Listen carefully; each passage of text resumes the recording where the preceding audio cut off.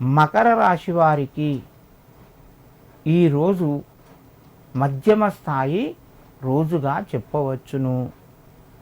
మీకు పనుల లోపట ఆలస్యం జరుగుతూ ఉంటుంది, శ్రమ ఎక్కువగా ఉంటుంది, ఫలితం తక్కువగా ఉంటుంది.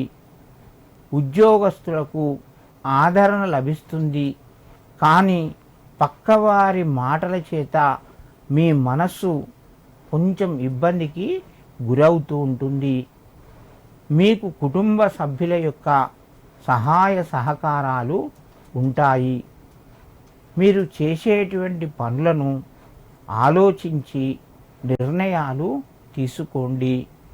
ఉద్యోగ ప్రయత్నాల్లోపట ఈరోజు కొంత ముందుకు సాగుతూ ఉంటుంది.